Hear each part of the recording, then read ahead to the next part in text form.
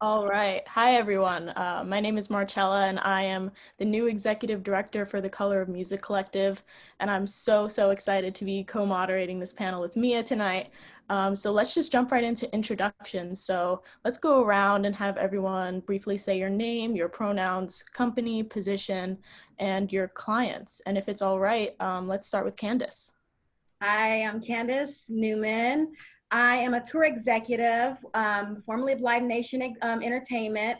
I also am an entrepreneur. I own a business called Live Out Live, where I create access and opportunity for students of the live entertainment business. When I book tours, I've worked with clients like Rihanna, David Blaine, Tony Braxton, Charlie Puth. The list goes on. I've been booking tours and concerts for 11 and a half years. Wow. Fire. Touré, do you want to take it next? Yeah, sure. Hey, everyone. I'm Touré Ali Shiver. I'm a digital marketing manager at Columbia Records. I work with everybody on the roster, including Polo G, Tyler, the Creator, Lil TJ, Beyonce, Chloe and Halle, Elaine Riley Lanes, and the list goes on. I also run a playlist page called Sushi and Sake. And yeah, I mean, over the course of my career, I've worked from everywhere from footwear to advertising to fashion and now music. Awesome. Let's jump on over to Jamila. Hi, I'm Jamila. I go by, I'm a she, her, hers type of person. I work at Atlantic Records. I'm a digital marketing manager there. I work most of our R&B projects. So Janelle Monáe, T-Mar, Pink Sweats, Ivy J, Ayanis. We're breaking babies over here. That's what we're doing. Love it. How about Moya? Hi, everyone. My name is Moya Nkruma, and I'm an artist marketing manager over at Fender.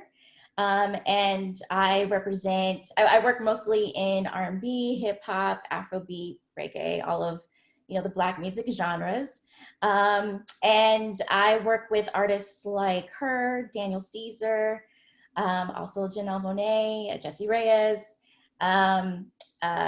and all of like the really cool, like up and coming, like baby bands that I work with, like Black House, Fata Mall, and also like some brand partnerships also with the different labels and like festivals like Afropunk and Coachella, South by. And yeah, formerly I was working at ASCAP, where I was there for a number of years. I was the director for the urban department. I've worked in music publishing and radio as well. Awesome. How about you, Kalesha? Hi, everyone. My name is Kalesha. I work in marketing at Epic Records. I support 3 product managers there, and some of the artists I work on are Travis Scott, French Montana, 21 Savage, Zara Larsson, and Meghan Trainor. Awesome. And last but certainly not least, how about you, Junae? Hey, so my name is Junae Brown. I am marketing strategist and founder of Brown to Perfection Agency. Previously, did some time at Columbia Records and RCA Records, working on artists like Bryson Tiller, the ASAPs, Aretha Franklin, Chris Brown, Usher.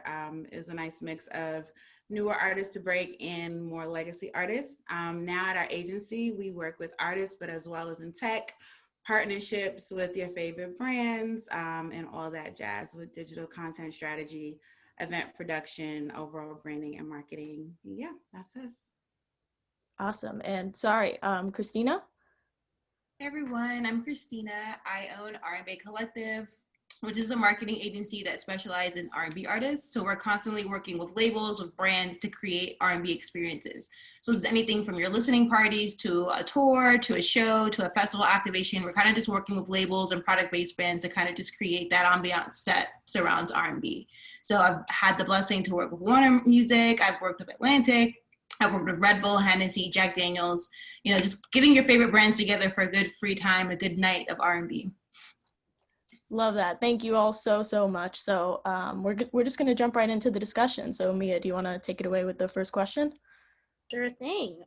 So digital marketing campaigns can be great ways to display solidarity for social change movements to large audiences.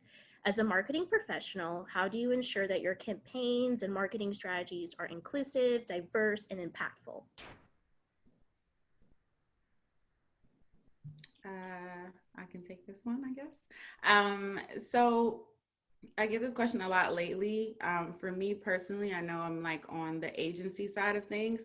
Um, when it comes to a campaign that is supposed to be, I think every campaign should be diverse and inclusive in the first place. Secondly, I definitely make it my business to hire people of color, especially if it's a campaign that's geared towards us. And I feel like the people that look like us and who are really immersed in the culture and really living these lives should be the people to create the campaign. And I just also make sure that it's authentically targeted. So it's reaching the company's bottom line, the brand's bottom line, but also making sure it's authentic and it's not just one of those things. Because we've seen brands jump in for a quick campaign with us and then kind of leave us high and dry. Or you can tell like, okay, this is just a campaign. They just want the look. They just want the visibility. They're not really trying to create an entire image or entire story. And so I would say that that's how I make sure it's diverse and inclusive, is making sure whoever staffed on the project reflects that, and then also being very clear with the company that we are not going to do anything that isn't authentic to the audience that you're so desperately trying to reach. I agree completely. I think stepping outside of what's internal, because obviously, like Junae said, everything in that aspect is so important, but I do think we need to take a step back from the exec side and just keep the consumer and all the things that make them unique in mind. A lot of people are really focused on making the biggest impact, but you can't really make an impact if you don't know who you're actually trying to target. So, you know, you're launching a campaign, but are you knowing who's actually listening? Are you doing social listening and active social listening? Do you know who your super fans are? Do you know what they like? Do you know who they're friends with? Do you know what makes them upset? Fans that are people of color are going to be significantly more upset or happy about different things than someone who's not. And I think a lot of companies aren't focusing on social listening enough or at all. And not all fans are the same, but if you're not making an effort to just connect with them, then you're not making as big of an impact as you think you are.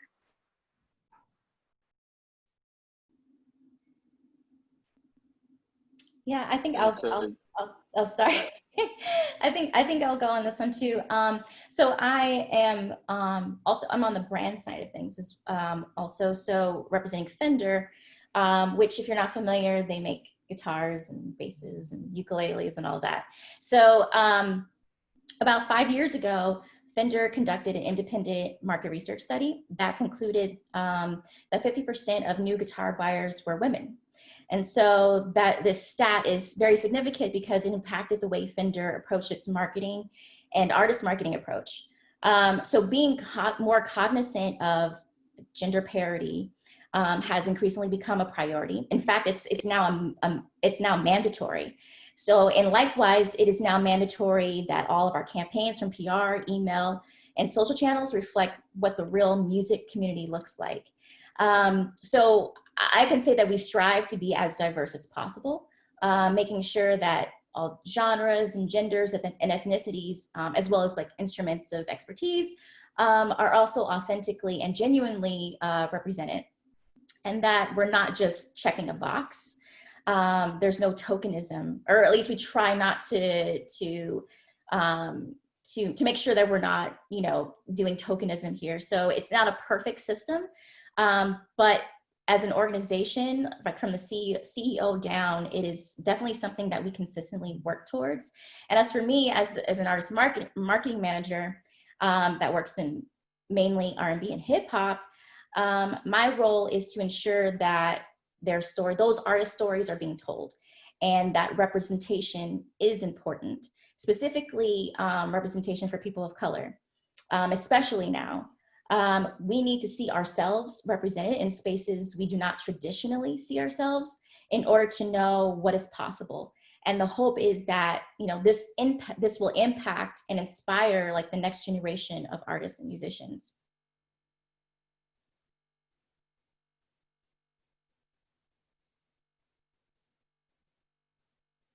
Well said. I think research and development is super key in building any campaign to make sure it's authentic. And I think the key kind of component there is to research the space into what is authentic for that space. You know, I think we see it all the time where, you know, brands run campaigns and they obviously don't align that authentic look into their audience marketing. They fail every single time. So I think to echo what everybody else is saying, research and development is super important.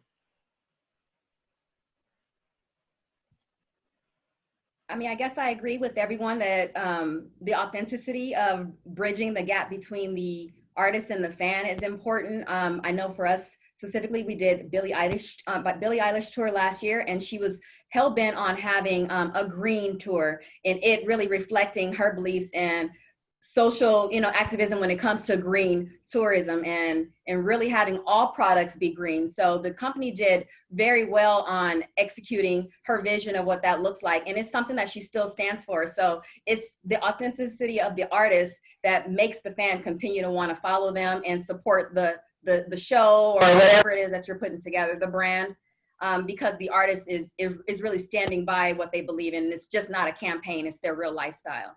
So the authenticity is absolutely important that everyone else spoke about.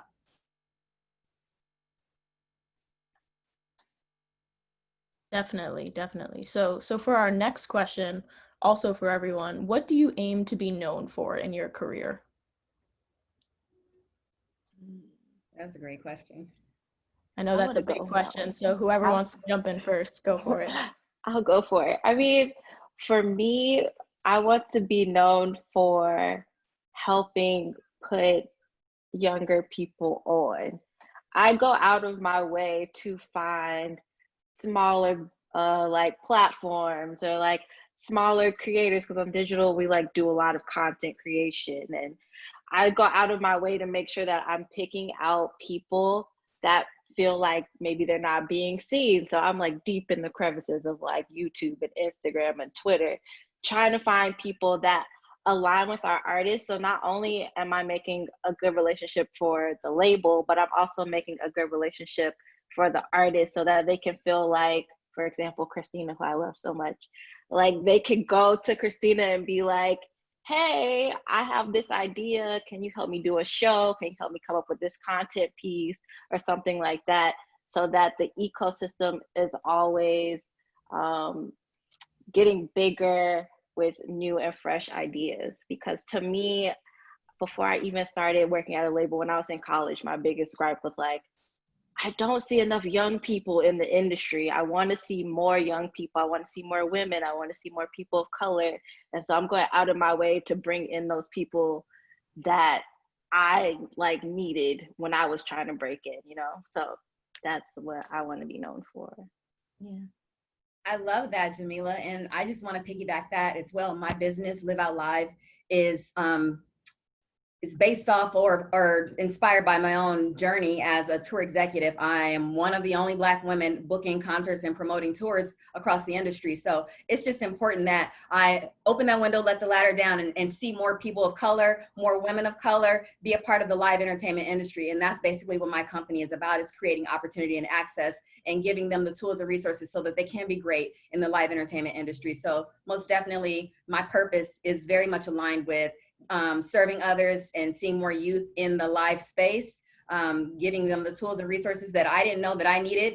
I happened to learn the hard way along the way, but God knew that there was a space for me. So I took it on, and it's not going to be that easy for the next generation, but I want to at least give them some type of boost. So Jamila, just like you, the mark that I want to leave in the industry is by serving the youth and leading the charge for the next generation of the live entertainment business. And I want them to look like me.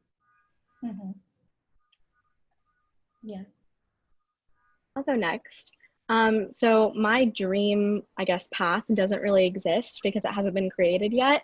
I think the things that I wanted to be known for 3 years ago are so different than what I want to be known for now. But my main goal, I have 2 of them right now, is to just mobilize fandoms and kind of flip the narrative on what it means to be like a fangirl, essentially. We've seen what fans have been capable of for the past 5 months, and everyone, you can't deny the power of them. So I really just want to stop seeing them dismissed in marketing campaigns, in efforts, and just seeing fans as like a wallet, essentially, because there's so much more than that. And I'm saying this because I come from a fan background, and I know we're all fans of music, but just specifically that's my background, which I don't need to get into right now. And then the second thing is, you don't really see people that look like me in entertainment, or people that look like anyone, essentially, as much, but just talking from my own experience, you don't see Indian women in American entertainment at all. And I can't tell you how many times I've been dismissed, not only for being a woman, but for being an Indian woman, because the Indian path, or the brown girl path, essentially is go be a doctor, go be a lawyer, or figure it out. And I just want to do it for the brown girls everywhere and tell them that you're able to be creative and you're able to hold leadership positions and you're able to be in these rooms. And you don't have to just go where your parents want you to go. Mm-hmm. Love that. I love that, actually. Yeah. Just because you said that your goals and your ideas have changed since you were 3 years ago. I can definitely relate to that. Because when I started RnBae, I wanted to just put R&B on. I was doing this in Miami, where R&B and hip hop isn't the biggest market there, obviously. So having RnBae was very unique to the city, very unique to the culture, and it was a great thing. It allowed us to continue to put on R&B artists. But then I realized that that becomes a stopping point. Like, if I'm not going to continue to work with all 200 of the artists that I've worked with on a daily basis, they're not going to continue to get to where they are. So I think right now my goal is to continue to create experiences where it's digital, where it's online, where it's in person, hopefully sometime soon in person again, you know, to continue to just show that R&B, again, on the shirt, R&B's not dead. That's why I'm continuing to work with these artists, these labels, these brands, to continue to just create these experiences. I just want to be known for pushing the R&B initiative forward. You know, this is a great genre of music that has been changed and transformed over the decades. I know what we grew up listening is not what my 17-year-old sister is listening to now. So I just want to continue the genre, continue the movement, just make sure that everyone is knowing that, like, R&B, it's not dead though. Period. Never dies.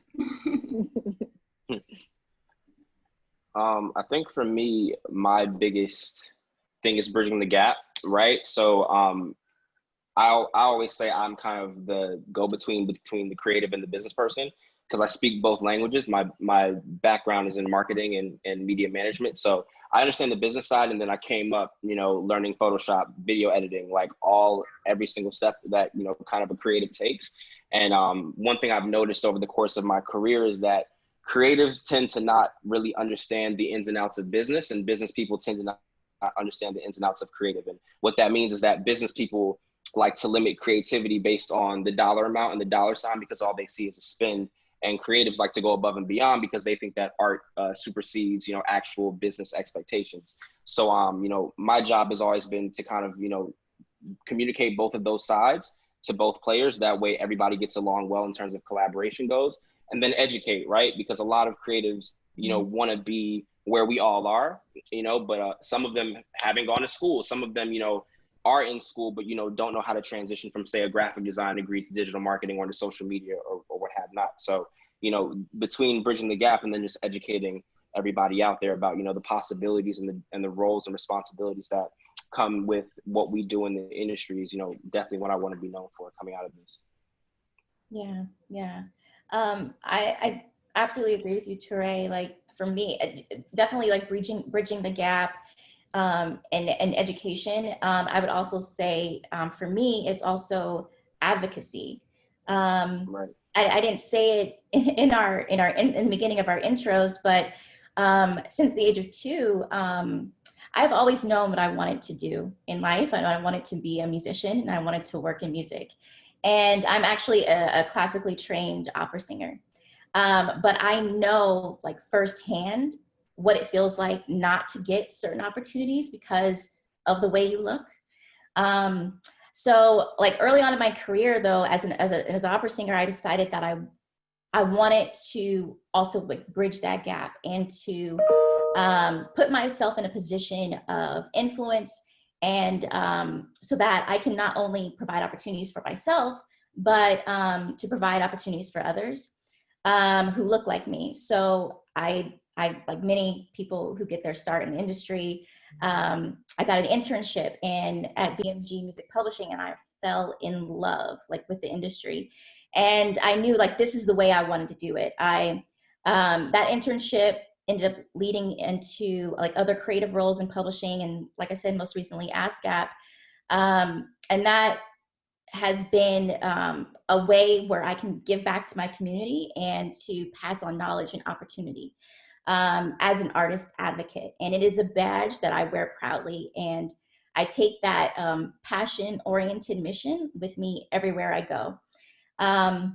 because again, I know what it's like to move through the dark and feel like your voice isn't being heard. And like while I'm writing my own story, it is my hope that somewhere along the way, an artist will, you know, write that I played a small role in theirs. So the advocacy part of it is definitely definitely a passion of mine.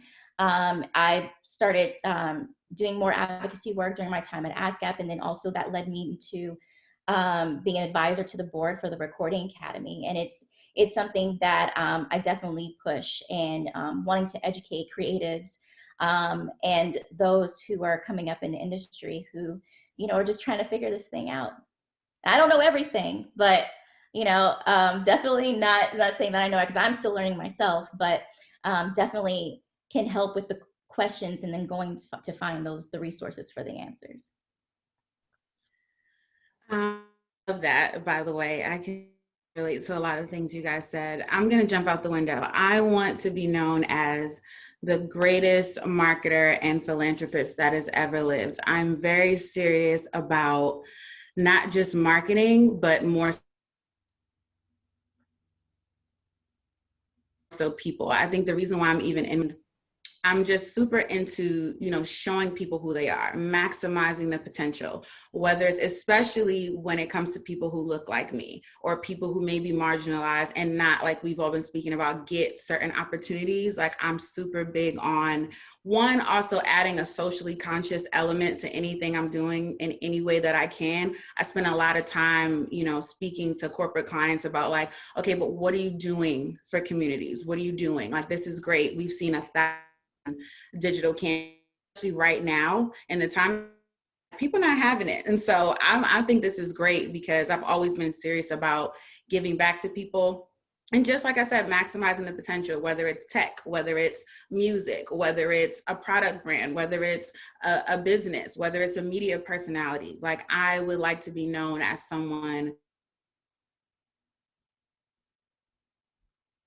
who helped, you know, really connect, no matter what side of the spectrum you fall on, whether you fall on the more creator side or the talent side, or you fall on the business side. I think I realized very quickly, you know, kind of segueing from the label system into my own business, that it's way bigger than me. Like, you know, I just want to do what I love kind of on my own terms. And it very quickly showed me that it's way bigger than me. Like, and so that's what I want to be known for, if that answers the question. Love it. Absolutely love it. Awesome. So I'm going to get into our last question before we head straight into our live Q&A. Given that the digital age has made self-promotion easier, what strategies should artists undertake to set themselves apart from the crowd? I guess I'll start. For me, so I actually thought about this question a lot, because this is such an interesting question, especially in this time. Number one, for me, if you aren't dropping a video day and date with your song, and I think this is very important to say, because what artists, and what I've noticed that artists don't seem to kind of get, is that, you know, video content is something that's being prioritized across all social platforms.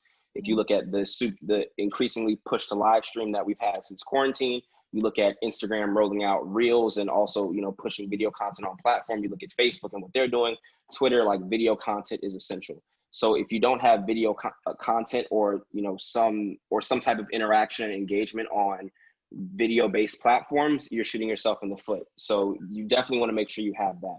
I think the next thing is to also super engage your fan base and really develop that core audience of people, instead of trying to shoot for the stars and gain everybody. Because I think the big thing that I like to say to artists is that, you know, you want to have 200, 1,000, you know what I'm saying, 3,000 people that you know are going to support your music or your show or your video off rip, you know, and you want to make sure that you super serve that audience, because that audience turns into the fandoms and the big audiences that will really, you know, go on Twitter and go to town for you when another artist is trying to compete with you for a Billboard #1 spot.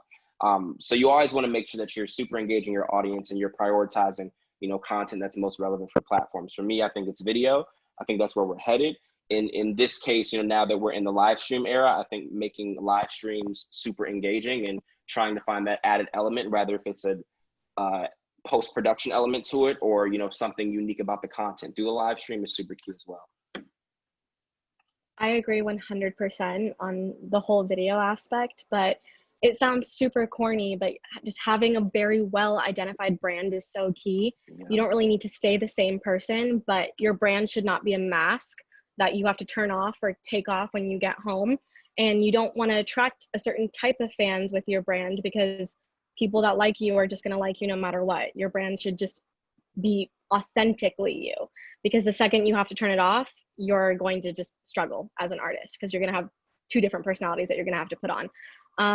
And I think artists have just like a bigger opportunity right now to identify that brand and activate that brand while you're home, because you're most yourself at home. And then the second thing is just like looking at the long game and playing the long game. I think so many people right now are like, how can I go viral overnight? And what is my short-term goal to just pop off so immediately? But I personally would rather plan a long, extensive rollout than just rely on quick viral moments that like have me pop up in someone's head every 3 months. I don't think that's fun 1,000%. or authentic. I definitely agree. I feel like a lot of the artists right now are thinking, not that they're thinking too far out of the box, but they're not covering the basics. A lot of these new artists don't even have a website. They don't have a bio written. They don't change their link in their bio when their new album comes out. Change your little, hey, my new album comes out on this day. Like just having the basics to me are so important, just because at the end of the day, as an artist, you're pitching, you're selling your music. I might not know you, I might not care, but like if I go through and see that everything is, uniform, it's set, you have all of your branding together, all your marketing together in terms of photo, video, everything's in one place. I think that's just a great place to be, because I'm not constantly searching for things. You never know who's looking or watching, like that viral moment. Once you get your viral moment and you don't have music in the bank, you don't have a website up, you don't have a bio, like who are you? Is this guy that did this dance to what song is this really, So kind of just like you miss those opportunities. And I just think that sometimes artists think like, oh, I have to do this crazy big music video. Like, yes, but also get your basics in order. Like define who you are and make sure that's uniform and like consistent along all your social media platforms. It's just like my biggest advice. I just noticed that a lot of artists now are just like not keeping up with like the basics of branding and marketing. Like why is your social media handles two different things? Like, just the basic things. So just get on your basics. And to piggyback off of that, it's more prevalent with the younger audience. Like the younger artists are definitely like, oh, I'm not going to talk about my video until the day that it comes out. And they ignore that, there's 5, 6, what I'm saying? There's other days of the week that you can use to activate in these spaces. And they just think, since my song went, did 30 million on TikTok, I'm good by just, putting out, this song on dates. So I definitely agree with you in the sense of that, artists have to understand cohesive branding and be present in that entire be present everywhere you can be, because it's free. It's free to make a Tumblr account. It's free to make a Reddit account. These are accounts where these fans that you were talking about earlier, these fans are on. Like there's nothing but fans on Reddit. It's one of my favorite places. So it's just like, just be everywhere you can. It's free. No, it's not costing you anything. There was something that you also said, the importance of a website. And I think that's very overlooked because, we're in this age of social and, when you're outside, people tend to ask you for your Instagram or your Twitter versus your website. But and I said this, to a couple friends of mine, but when these social platforms shut down, you're going to need some form of space that has all of your content in one place. And I'll take it even further than that. Once you start sharing your content on these platforms, they have rights to your content. They are able to use your content in other places and monetize it for their gain. So you want to make sure that you have a space that you can monetize from externally from these platforms that allows you to, keep funneling, whether it's money or, your fans or, just your own content through. Along with an email list. I know Junae is very big on this. I've heard her speak on having an email list and owning like your contacts. So it's just like, that's a big thing as well. Like get an email list, even if it's not on MailChimp, you can't afford it. Like just connect directly with your fans. That's the key to all of this. So yeah. Yeah, definitely. Just to add a little bit to that, I know as a touring executive, even prior to COVID, I encourage the artists to engage with their fans, because that's what's going to really sell the tickets. We can come up with all the campaigns in the world internally from a corporate standpoint, but the artist connecting with their fan is the most valuable aspect that's going to sell a show. In addition to that, the consistency and follow-up. Like if they put on a show, show some highlights and show some aspects of that show, so that the fans moving forward know what to look forward to when it comes to their show and production. So it's absolutely engaging the artists. I mean, absolutely engaging their fans, being consistent, following through. I think that mail list is super important, because I know that if a corporation get access to your list, your personal list, they're going to go running with it. So if you have a solid personal list of your fan base, then that's something key and valuable to hold on to, because those are the ones who are going to actually buy your tickets to and promote, and support your project or your endeavors. So absolutely engage with your fans. I've always said it long before COVID became a thing, that that's the best way for an artist to sell tickets to their show, is by reaching out to them themselves, using their platforms to connect with them. Yeah, and to add to that, use the data that you have available, outside of just the mailing list, go through your Facebook, go through your YouTube, go through your Instagram, really build that data profile of your audience. So when you start running advertising, you can target. When you start going on tours, you know exactly what shows to go to, and you can bring in, certain merch quantities and all that. You really want to take hold of every single piece of information that you have through your platforms. And definitely use the surprise and delight method to hone in on your super fans. If you know you've got 3 super fans in LA, what are you going to do to make their lives even better at the show? Yeah, I agree with everything that everyone said. I would just add, as far as like actual tactics, like to do, I think one thing that's huge right now is shareable content. You creating anything that's shareable or that can become user generated is really huge if you get in that pocket, because then now the fans or whoever, even if they aren't a fan, whatever the reason is, they're now promoting for you, and it creates this insane domino effect. Also, depending on the budget, maybe not traditional influencer marketing, but even just sending people something in the mail, right? Something, with your core fans or with people, or saying, like I had an artist one time was like, hey, anybody want a free lighter? And he had to send out like 200 lighters. And everybody did what? They posted on it now. And then it's like me, somebody who doesn't know anything about him, I'm just scrolling. I'm like, well, who giving out free lighters? And it's just kind of like a domino effect. It's so simple. Like literally, I know everybody's doing live concerts and live streams. I'm telling my clients, great. Well, if we have enough time, let's send them something in the mail so that and buy about. Let's create a partnership with, I don't know, with Bel Air, and send them small bottles of champagne that they can buy about with during the performance. Just make it fun, because we can't go anywhere. So I think a big part of, right now, not just getting people engaged, but keeping them engaged, is definitely not being afraid to try new things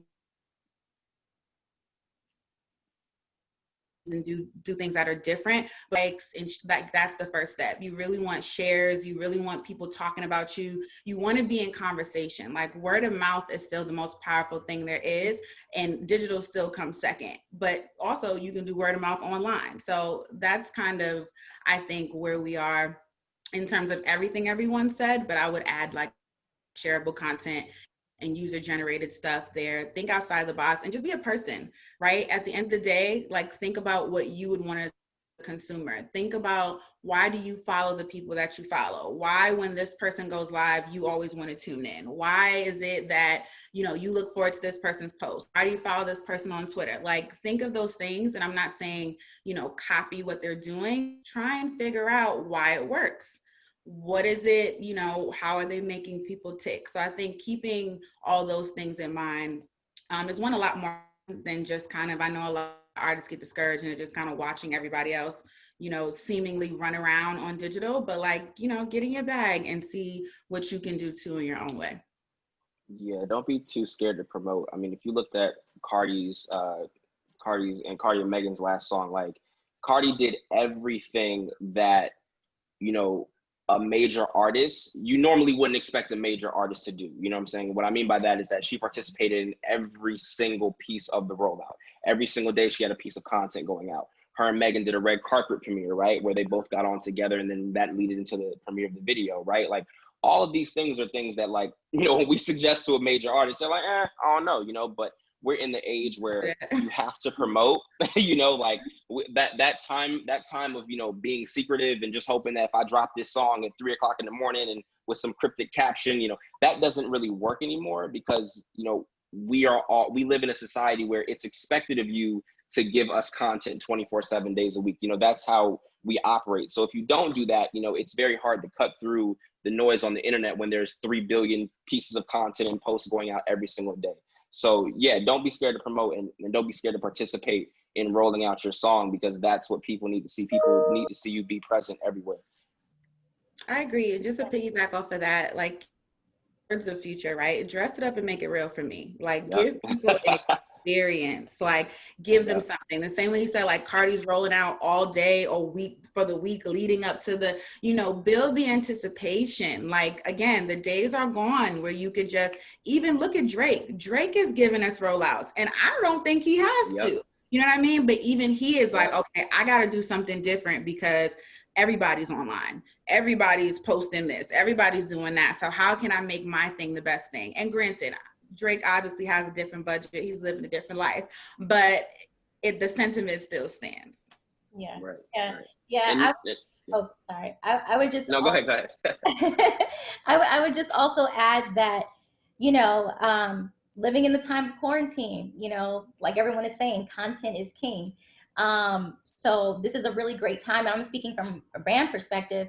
This is a really great time for artists to connect with brand partners that will help give them a platform to expand their fan base and to provide visibility outside of, you know, their normal scope. I mean, I can tell you personally, I'm always looking. I'm looking on Twitter. I'm looking on Instagram. I'm on SoundCloud. I'm on everywhere online, and looking for new artists to work with. I go to your page, and specifically, you know, where we work with mainly musicians or producers who are also musicians or artists who are in bands or whatever. But so I'm looking to see, okay, is this an artist that I think would authentically be a great partner, an artist partner for Fender? We're not looking for artists that are like, okay, I'll just hold a guitar and take a picture and be like, oh, okay, and tag Fender.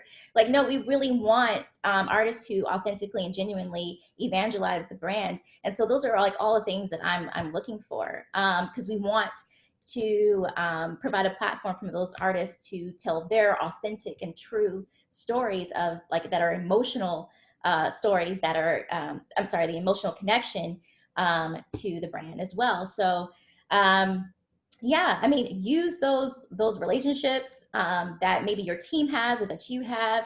If you're an independent artist and maybe you work with like a distributor, like an Empire or United Masters, like, get with your team and see if there's a way that you can connect with them in their marketing department and their creative department to see if there's a way that they can help, like, roll out your projects. I mean, I can speak for Fender specifically.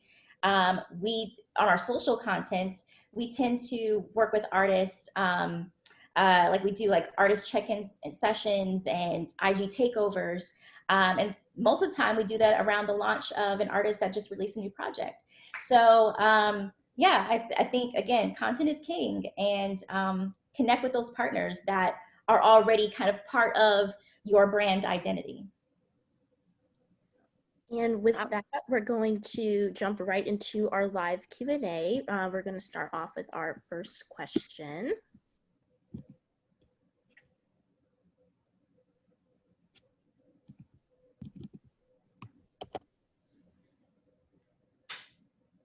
Okay, can everyone hear me? Yep. Yes. Okay, awesome. So I'm Visionaire, abstract music-based art project for Black and Brown people. My question is, what mix of paid/organic playlisting is ideal for independent artists self-funding their campaigns or supplementing their rollouts, if at all?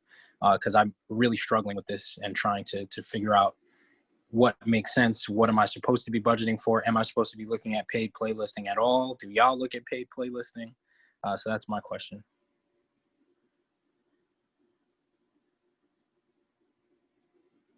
So I think I'll take this one. Okay, so you're saying paid playlisting in terms of you're paying to get a placement on a playlist, right? Yeah. Got you. So I personally would not pay to get on a playlist this early in the game, right? The reason why I say that is because, you know, once playlisting is essentially the new radio, right? Once you hit a playlisting, you're on a shot clock, right? And not only are you on a shot clock, but you also are placed on a playlist based off of your profile, whether that's through social or through DSPs, right? So what I would suggest doing is front loading your money into building your audience online, right? Because that audience is going to propel you to larger heights, which will allow you to get on that playlisting either for free or for a reduced cost, right? Because these people are obviously trying to charge you based off of your audience base and your kind of DSP size. And if they aren't, then they're probably just charging a set rate that they charge for everybody else. But I would definitely take those costs and put those into advertising and put those into, you know, rather if it's an influencer campaign or an organic play on socials versus going into the paid playlisting. Okay, awesome. Thank you. I want to piggyback off that. I also agree about like not upfront spending money on playlisting, only because think about it, like a year, 2 years from now, when you're finally signed to an indie or a distribution or whatever, and they put out a song and then see that you were telling them you were getting 1 million streams a song, now you're only getting 100,000 because you're not on these playlists anymore. That's like false advertising, and it's also going to let you down in the long run because you're going to be like, well, I actually don't have fans. Now I got to start all over again. And starting all over again at a larger playing field against people that have the same amount of followers as you, have the same amount of YouTube subscribers or whatever, is much harder than just starting from where you are right now. So. Also, to piggyback on that, I'm not sure if this is common knowledge, but with playlisting, to me, it's very impersonal. We're gonna listen to you on the playlist once. If we like you, we may add that song to our other playlist, but we don't really know who you are. So you're not really building your brand or you're building your persona because we just heard that one song by you. It was great. It was on our favorite playlist that we listened to anyway, and then we moved on. So if you're spending your money on marketing plans or spending your money on content where we're actually getting to know you, I can decide if I like you as a person, and then I want to continue listening to your music, which makes me an actual fan versus just hearing something that you paid for on a playlist.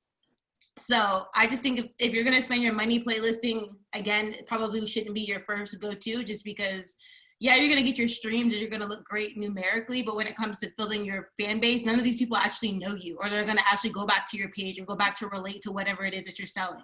They just heard your one song and that was kind of just it. And then also with playlisting, the point is to kick off an algorithm. So say you're on this playlist for 30 days and nothing clicks. Then it's just like, all right, now you have your 100 monthly listeners for that 1 month, and then that's like the end of the rollout there. Like that's the end. You want something that's going to continue to build on your brand to build more fans. So I would wait to spend money on playlisting. Yeah, Thank you. I definitely agree with what everyone said. I lightly advise against it as much as I can for all the reasons that people mentioned, because literally I've seen it happen 1 million times. Even if you didn't pay, there's artists that just got added to a popular playlist organically, and artists that have followings. And again, you see the numbers dip right. You know, I think similar to going viral, artists think that getting on the right playlist is the cheat code, but it's really not. It's a moment, but if you don't have any marketing or solid branding or content creation or audience targeting surrounding that, then it's nothing but a moment. And you're gonna be, like Jamila said, you're back at square one sooner than you think. And I don't think that people that sell playlist placements, however they're doing that, I don't think many of them are explaining that. They're just providing a product. They're like, here you go, this is what I'm doing. Or just, again, any surrounding branding, then it's pretty much a flop. I've never seen it actually go properly without that, unless the song was already buzzing in other areas and then got added, but it's not the other way around. Yeah, And I think what you also want to be mindful of is in everything you invest in, you want to be able to quantify a return on your investment, right? And so when you're looking into these playlists and you know, people are saying, hey, it's going to be X amount of dollars for a placement on the playlist, you have to consider, you don't know where you're being placed. You don't know how many plays you're going to generate from that playlist. So, whereas if you look at advertising, or if you look into like organic influencer plays, you can somewhat, better guarantee the returns on those investments. So you want to make sure that, you're putting your budget into things that you can quantify in the long run. And last thing, DSPs are cracking down. So if the person that you're dealing with, which more than likely is doing something janky or hacking or whatever, like all my friends at DSPs, they are constantly working on that, and you don't want to get banned from your favorite streaming platform. You don't want to get banned from Spotify. You don't want to get banned from Audio Mac or whatever, because you were trying to get some quick the audience organically. And then also, like, you being added to more indie playlists is also helpful, because again, that's organic listeners. People who are listening to, a more indie playlist are very serious about what they're listening to, versus like you being on the R&B Now on Apple Music. It's like, whoever's listening to it, they just want to vibe maybe. But like, network and figure out who's who when it comes to curating playlists. That's a big thing right now. And you'd be surprised how 10 small playlists make more of a difference for you than you hacking your way into, Rap Caviar or wherever you're trying to get. So that's my last take on that.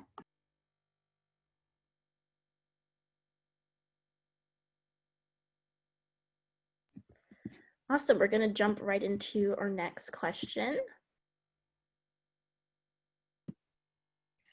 Hi, everyone. My name is Caroline Jones, and I am a senior at UNC Chapel Hill, which kind of leads into my question, which is, what advice do you have for current college students interested in a career in digital marketing within the music industry? Like, what kind of things can they do to prepare while they're in school for a career in digital marketing within music? I love this question because it's a great question. First of all, shout out to UNC, North Carolina people in the house. All right, so I love this question because I had the same question when I was in college. So when I was in college, I was in school from 2012 to 2016. So I was kind of in that middle point where the shift to digital started happening. And it was very clear that as I'm sitting in classrooms, learning about, the sales forces and, the other product marketing tools they had at the time, that, Instagram, Twitter, and Facebook were becoming much easier platforms to communicate with people on and advertise on, and so forth and so forth. So what I did was that I did two key things that really helped me build a portfolio throughout college. Number one was working with my school's yearbook. And number two was starting my own company in college called Taxco for advertising, photography, and design. So I say all that to say, you want to tap in on campus where there's a media department. So if you have a school newspaper, if you have a yearbook, if you have a campus media organization that will allow you to join them and either run their socials, handle their advertising, handle their, reach out on campus, that gives you that kind of baseline to start building a portfolio of work that you can then point back to when you're applying for future jobs. The next step is, outside of that, develop a portfolio, whether it be design-based, marketing-based, photo-based, whatever, that speaks to your current career path. So right now, if you're trying to join, the digital marketing industry, and whether it be music, fashion, advertising, start trying to reach out to people in the North Carolina area and work with them on projects, right? It can be a marketing project here for, their upcoming product, or you can intern at an advertising agency. But the important thing is to really build your portfolio now of relevant projects that you can speak to, so that when you're interviewing, you can say, yeah, I did that. I did, Facebook advertising and, whatever time with this brand. I did, influencer reach out with this brand. And I think that is how you really strengthen that application moving out into the workforce. Just piggybacking on what Touré said, I agree completely. I think I was in college the most recently out of this group. Forgive me if I'm incorrect. But a lot of things I did in college really, really helped me just land multiple offers post-grad, and that included informational interviews.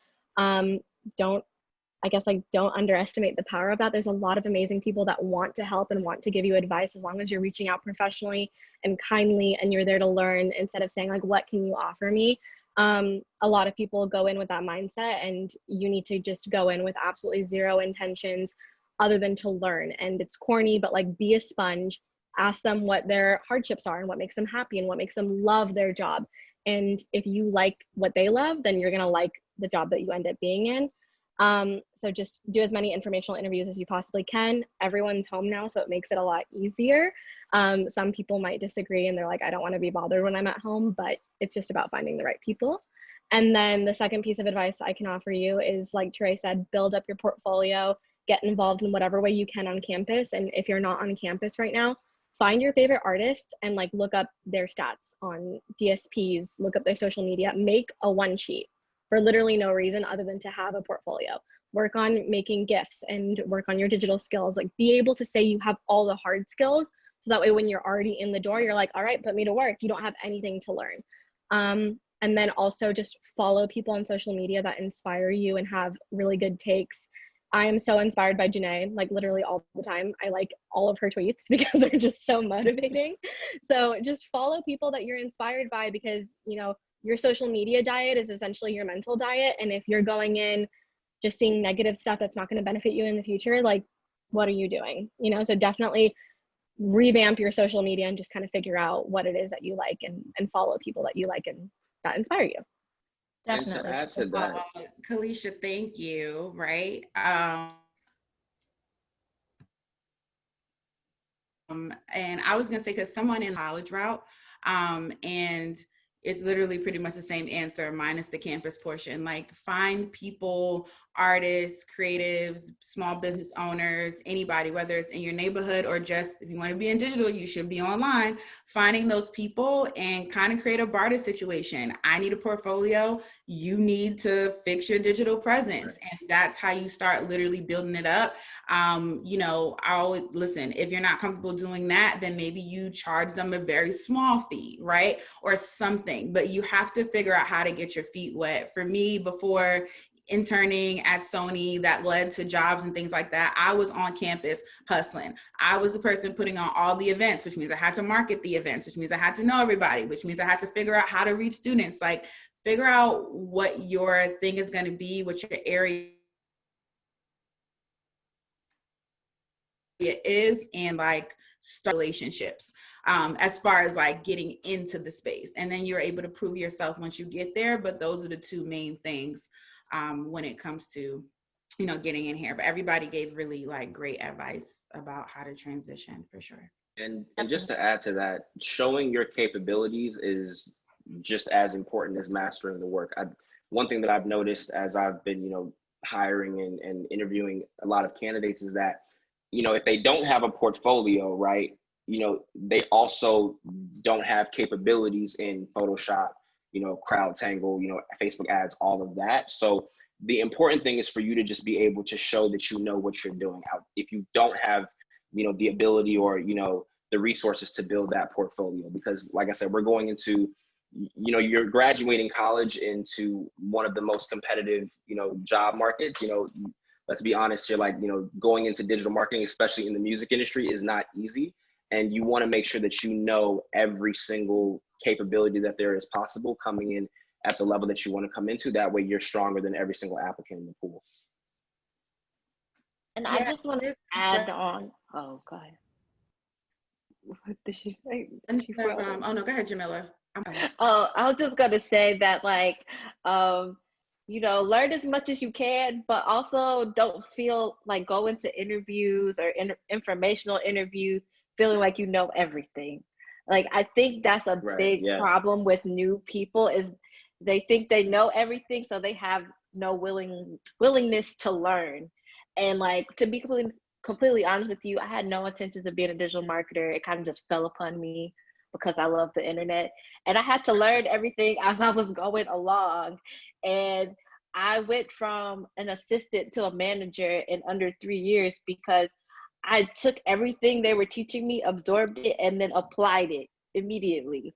So you just have to be like a sponge and like not be afraid to ask questions, and, you know, talk to other people on the internet, because at the end of the day, like, our job is the internet. So you have to talk to, like, DM whoever. Like, I DM'd Cristina again, and we started a business relationship from there. I got a job working at thisisrnb.com just from like DMing them on Twitter. Like, you have to finesse the system a little bit, but, you know, As long as you're like That's willing very to learn, you can do it. And the Also, you're here today learning from this panel of experts in the marketing space is your willingness to learn. So that I commend you for that.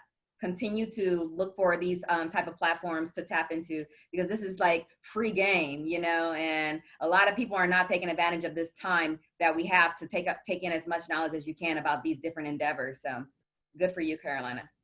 also just know what's hot and happening on the internet right now. You'd be surprised at how many people in these rooms actually don't know who are the hot creators online and what is this dance and what does it mean. I'm not saying you need to know every TikTok dance on the internet, but just knowing what is trending, what's hot, who are the curators, who are making these, you know, new playlists and who are writing the new blogs. Like you know, Perez Hilton's great, but he's been around since I was younger. Who is the new Perez Hilton? Who are the new hot influencers? Like, who's the new Kylie? You have to know what's hot on the internet right now, because at least at work, I come into almost every meeting that I'm not even a part of because they're like, Kalesha knows what's hot on the internet right now. So as a digital marketer, you know, everyone knows what's hot on the internet, but you, especially as a college student, just know absolutely everything happening at all times. Definitely, definitely. And that's some really valuable advice that you all shared. Thank you so much. So for a quick wrap-up question, what is your favorite part about working in the music industry?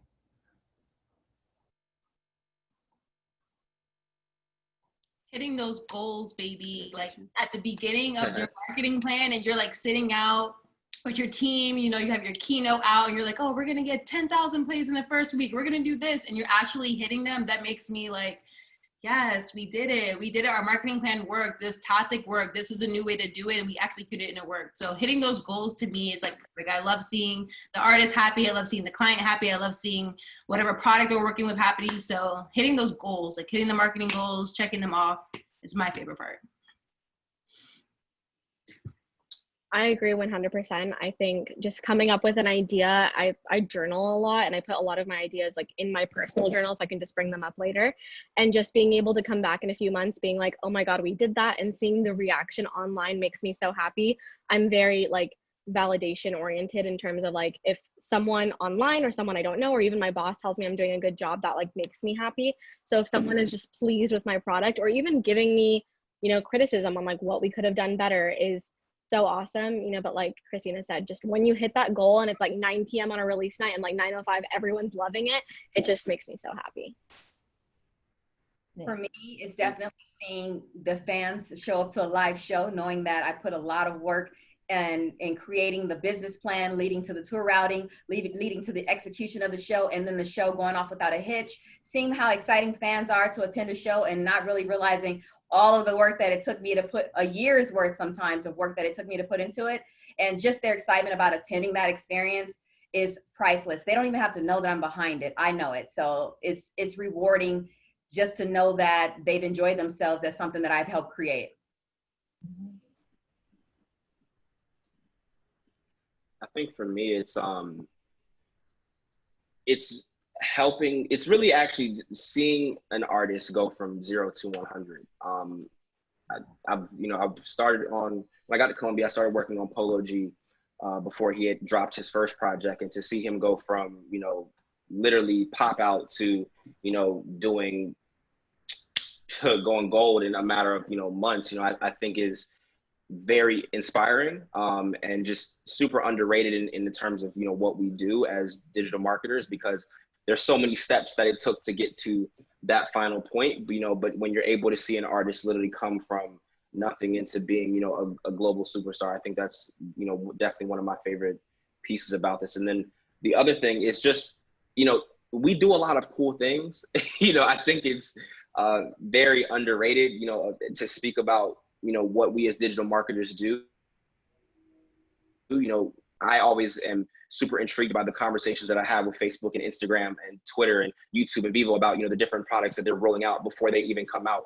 And then to see them hit market through usage of other artists or through what we do at the label is just, you know, fascinating and kind of super geeky and nerdy from a tech perspective. But it's really just fascinating to see that, you know, coming from college, you know, when people didn't think that the internet would be this, you know, much of a force, to, you know, now my career is based off of the internet, I think is just a very beautiful thing. just shows, you know, the progression in this kind of the state of the world that we're in, but also just how technology is influencing society as a whole. Yeah. Yeah.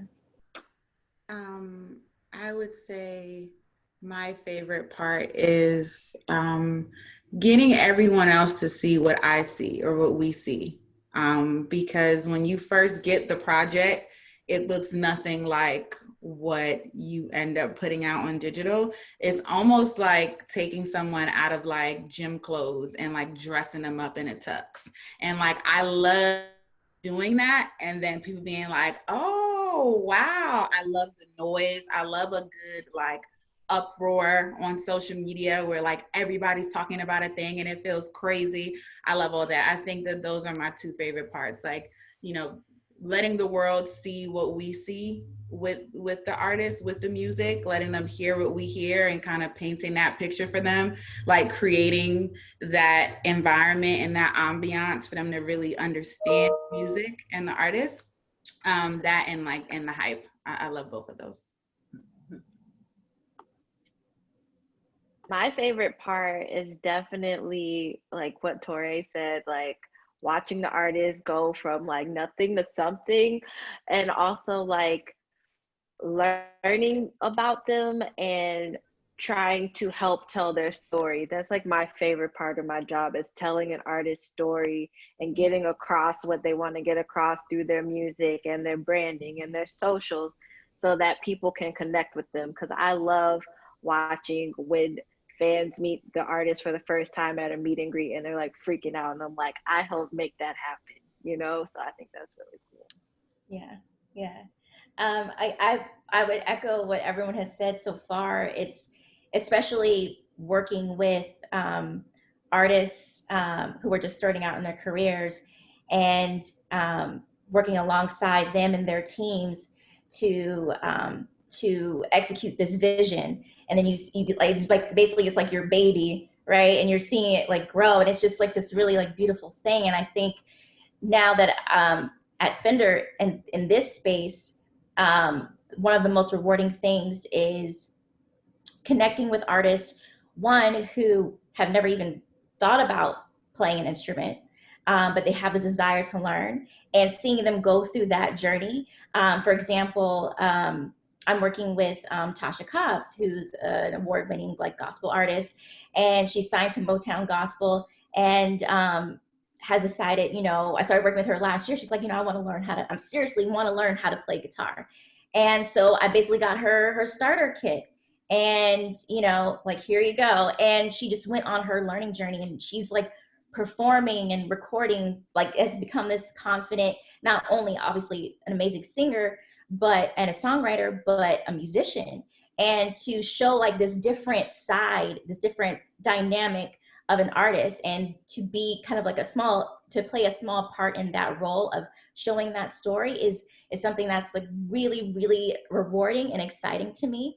And also to see what you make with an artist that inspires other artists, or to aspire to pick up an instrument as well. I'll quickly give another example. I worked on creating that clear guitar for her that she performed at the Grammys in 2019. And creating moments like that are so iconic, especially for people of color, for women, is definitely something that I love doing. So.